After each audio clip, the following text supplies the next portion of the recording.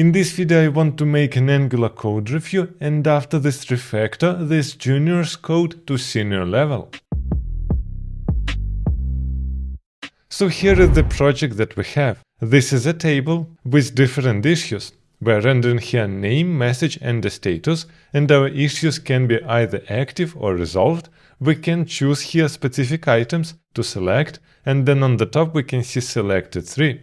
Also, as you can see here, not all items are selected. When we're selecting all of them, then this checkbox shows that we selected everything. We can toggle all, and additionally to that we can't click or choose our resolved issues. Now let's look on the code. Here inside our app component we have a list of issues, which is just an array with objects ID, name, message, status, and also some additional values. As you can see here, the type is any, which is already bad. Now let's look on our HTML. Here we have our bad table, which is a component, and we're providing inside our list of issues. Essentially from the inputs this is completely correct. Now let's look on our bad table. So as you can see, this is our TS file, and the first thing that I see here is that we're using any everywhere. So we didn't create some specific type. Let's have a look what we're doing here. First of all, we're creating some new checked state, which is an array of checked properties. It is true, false, and background color. This doesn't really sound good, because from my perspective, yes, we must store if the item is checked or not, but for sure not a color of this item. Now here are some styles. This looks fine except of any.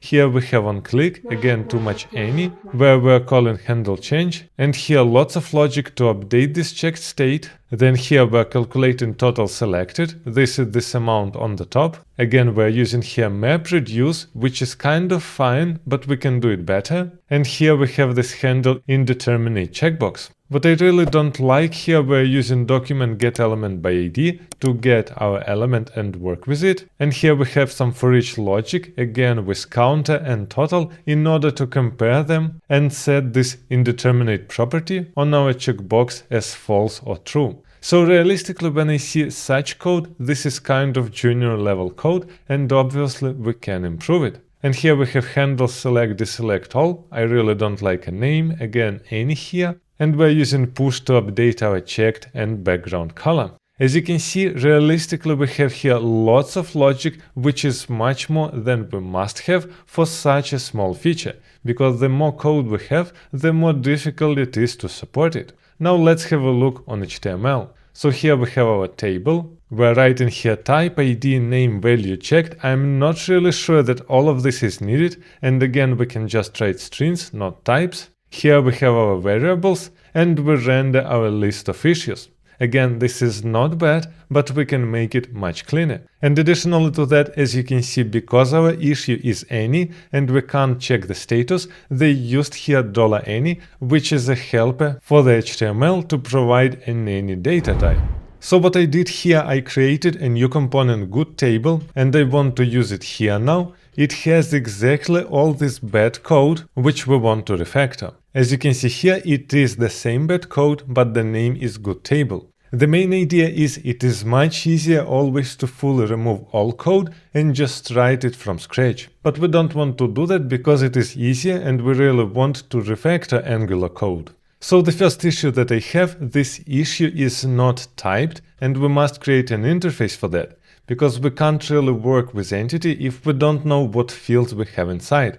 This is why inside our app good table I will create issue interface TS. And let's export here our interface, which is our issue interface. And inside we must provide all fields that we're providing inside our app component. So it is ID, a string, then name is a string, message is also a string, our status is either a string open or string result. We also have num events, which is a number, then num users, it is also a number, and a value, which is a number. This looks much better, and now we can use our issue, for example, inside an app component. So here I want to type that this is our issue interface array, and now it is completely covered array. Let's jump back inside our good table component. So here our input is issues, which must be our issue interface array. And as you can see, we're getting property issues has no initializer and is not definitely assigned. We must either say that they can be undefined, or we must be sure that we provided them inside. Our component can't really work without issues, they are mandatory. This is why what we want to do, we want to tell inside our input that it is required, and here now we can use issues with an exclamation mark. What it does, our TypeScript will scream if we didn't provide an input inside. This is why we are sure that our issues will be provided. This exclamation mark is exactly for that. What I want to do next is base the whole component on the signals. Why that? You already saw a lot of stuff like number checkbox is selected and so on, which means we have some computed property which we want to calculate every single time when our selected array changes. I'm sorry for interruption, but I just want to let you know that I have lots of advanced courses on different web technologies where we create real applications and prepare for the interviews. You can find the link in the description box below. Now let's jump back into the video. And additionally to that, I want to create a better state for our application.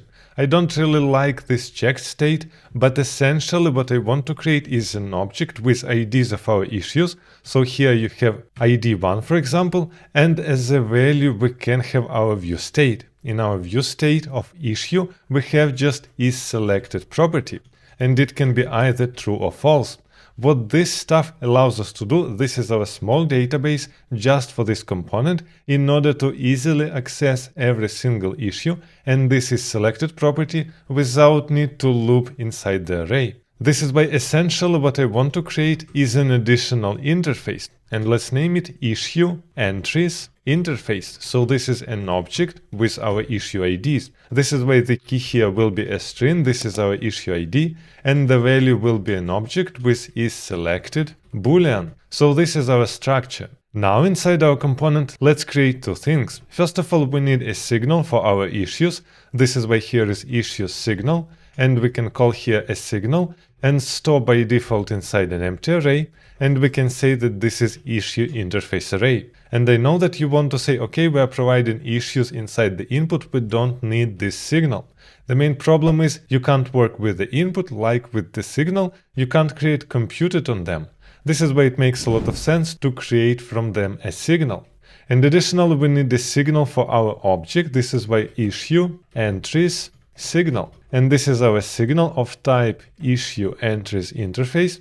And by default, it's an empty object. We don't have there any records. Now inside our ng-init, first of all, we want to set our issues signal. So inside our signal, we just throw all our issues that we're getting from the input. After this, we want to save data inside our issue entries. And in order to do that, I want to create an additional function. So here, let's name it convert issues to entries. And we're getting here, first of all, an array of issues. So let's say that issues is our issues interface array, and secondly is selected. And it will be boolean. Why that? Because in this case, we can configure what is selected property must be inside. And what we want to get back from it is our issue entries interface.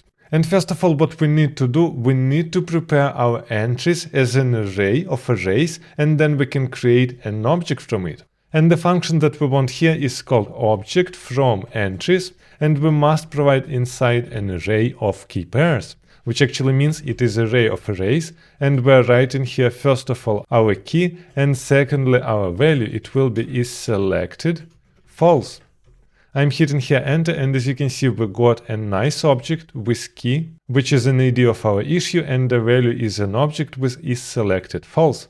This is exactly the structure that we want, which actually means here we must prepare our entries by calling issues map. We're getting access to every single issue, and we want to return here an array. And the first element here will be our issue ID, this is our key, and the value will be isSelected. So we can just leave it like this. And after this we can return our object.from entries, where inside we're throwing our entries. So this is a fully isolated function where inside we're providing an array of issues and is selected, and we're getting back our object, which actually means here we can call this issue entry signal set, and here we can call this convert issues to entries, and inside we're throwing all our issues, and our isSelected property will be false because all our issues are by default set to false. With that being said, we prepared our two signals, and these are exactly all data that we need. Now let's try to update our HTML. So here I want to jump to our HTML file, and let's look first of all on the bottom. Here we have tBody, and then we're looping from the issue of issues. So here, first of all, we want to use a signal and not just an input, and we're getting access to every single issue. And what we're doing here, we're calling a function getStylesTr, where we're providing an issue and then ngStyle checked state, because inside it will store that background that they wanted to set. As you can see here, getStylesTr is just a function which checks the status, either open or resolved, and then it attaches open issue or closed issue class. I want to remove this function completely and just write this logic in line. Inside Angular we can use ng class, and instead of all this logic we can just throw inside an object and write open issue, and here will be issue.status equals open. And when we have resolved issue class, then we can check issue.status equals resolved. And you might say, okay, we previously had our code inside the function, why I wrote it inside HTML? Because we have ng class, and this is really nice to write code here without need to create an additional function. The same goes with this ngStyle. What it does, it simply sets the background, which is either white or it is highlighted. And actually here what I want to do, I want to write an object and set background color, and here will be my logic. So I want to write here issue entry signal. This is our whole object, and what we want to throw here is our issue ID. And as you can see, we are looping through our issues, we have access to this issue ID. And we can just put here dot is selected, and if it is selected, I want to render here this color. In other case, I am rendering this color. And again, you might say, here we could write this logic inside function, you can do that, but I prefer to use such small code inside HTML directly without need to create additional functions. And additionally here you can see how we're using our issue entries, because this is an object and it has values of our IDs. We can actually console log it here so you can understand it better.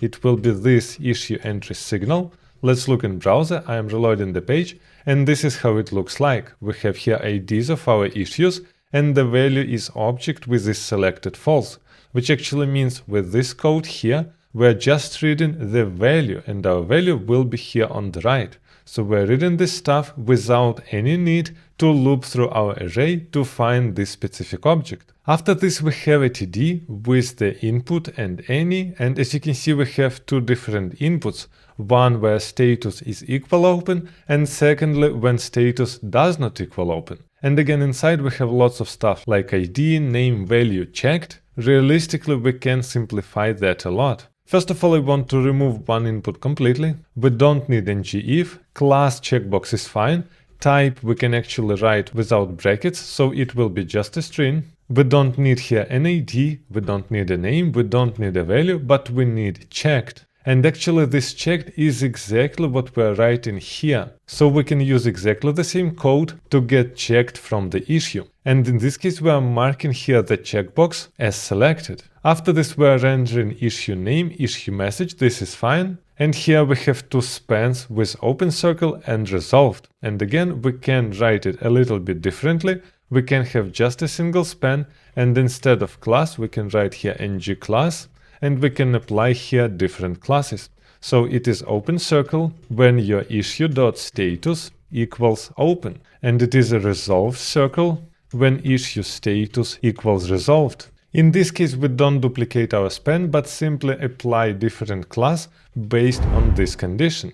And the last thing that I don't like here is that we have an input with handle on change, but we don't have it on the row. Why is that? Because as you can see here, we can hover the whole row and we can kind of click it here.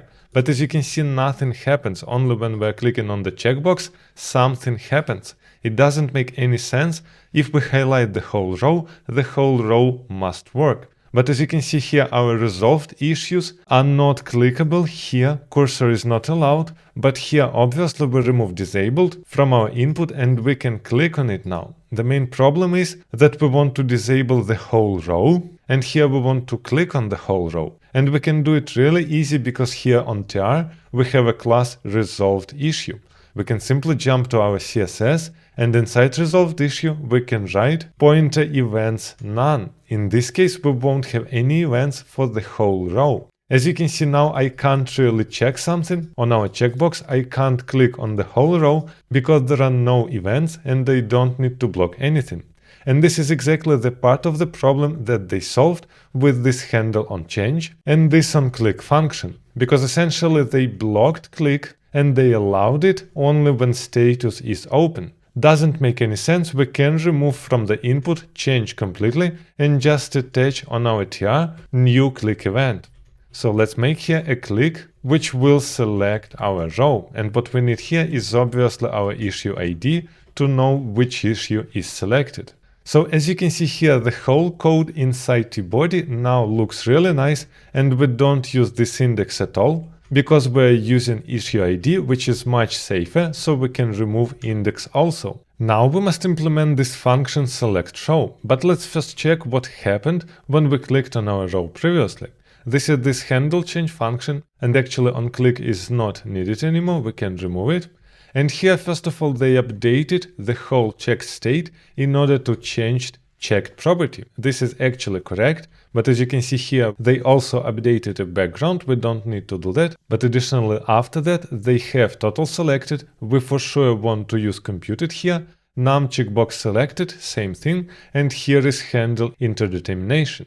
Which actually means I want to comment all this code out, rename this to select row that we just created, and we know that we are getting here inside function our issue ID, which is a string, and this function must return void. And again, I highly recommend that you never forget to write what your function is returning, because it makes your code safer. So what we want to do inside, we want to update a value inside our object. And this is a little bit tricky to do because we don't want to mutate our object, we want to return a new object so we never have some problems with mutation. This is why here what I want to do is update our entry, so it will be updated issue entry, and this is just a single entry that we want to update. In order to get it, we are spreading the whole issue entry signal, this is the whole signal, issue ID, which actually means this is our current value. And we want to update here is selected property and inverse it. This is why here we can use this issues entry signal issue ID dot is selected, and we can simply put here an exclamation mark. So this issue entry is just an object with this selected, which is a boolean. And now we want to update it inside our object. This is why here we can create updated issue entries. This is the whole object. And here I want to spread everything that we have. This is our issue entry signal.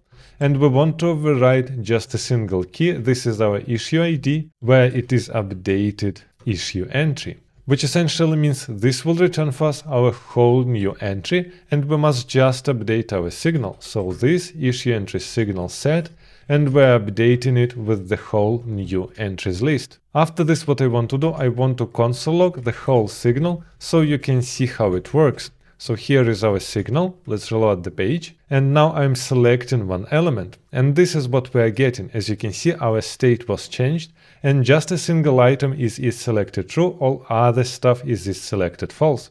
And as you can see, this is the whole code that we need. We don't need to do all this stuff that they did here. This is wrong. And now we only need to tune stuff like, for example, total selected. And total selected is an amazing example how we can use computed signals.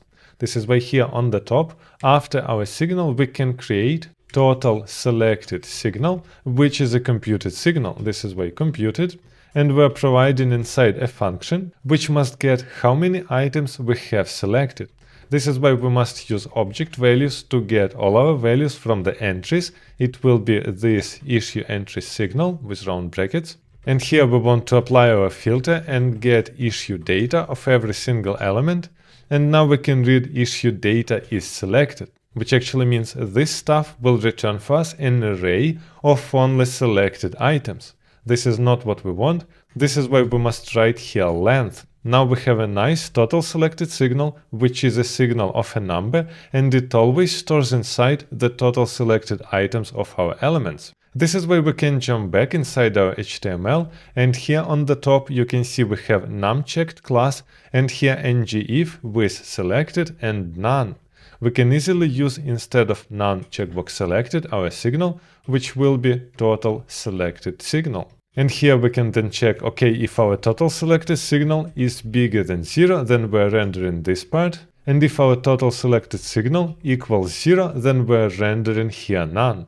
Which actually means we don't need any additional variables that we need to update, we have just our signal. Let's have a look. Here was our code with select row, and here we have lots of logic with total selected, num checkbox selected. We can remove all this stuff, it will be updated automatically every single time when we're updating our issue entries.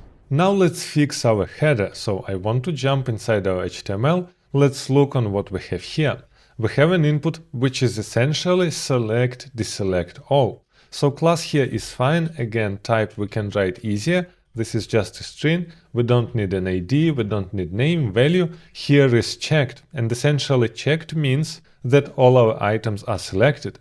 We can simply write here total selected signal with round brackets and we're good. And here is our change event, but the name is kind of bad. We can just write here select all, where inside we're providing an event. So let's implement this select all function. I want to jump here, and for example, after select row, create select all function, where we're getting an event of type event. And back we're getting our void. So first of all, we need to know what is the value of the checked inside. This is why here we must read the target, and this is our event.target as HTML input element, because this was a checkbox. After this, we want to update all our issue entries. This is why here let's create updated issue entries, and we can use here our function, this convert issues to entries, where inside we're throwing our issues. This is this issues signal with round brackets, and this selected will be our target.checked. And this is exactly the idea of this convert issues to entries. By default we passed there false, because by default all our issues are not selected. But in this case here we want to toggle them, so either they are all not selected, so false, or they are all selected. And because here as a second parameter we're providing is selected boolean, this is exactly what we can do here. After this, we can simply update our signal. This is our issue entry signal.set, and we're providing inside our updated issue entries. Let's check if it's working. As you can see on the top, none is highlighted. Now I'm clicking on one item, we can see here selected one. I'm clicking on the second, we see here selected two. But now let's try to deselect all of them. I'm clicking here and all items are deselected. I'm clicking again and all items are selected. But here is a problem. As you can see, our items which are resolved are also selected, which actually means we changed this checked, and it must be never done. This is wrong, we have a problem in our code. This is why let's jump back inside our good table, and the problem is inside our convert issues to entries, because essentially we just change all our entries and we don't check anything.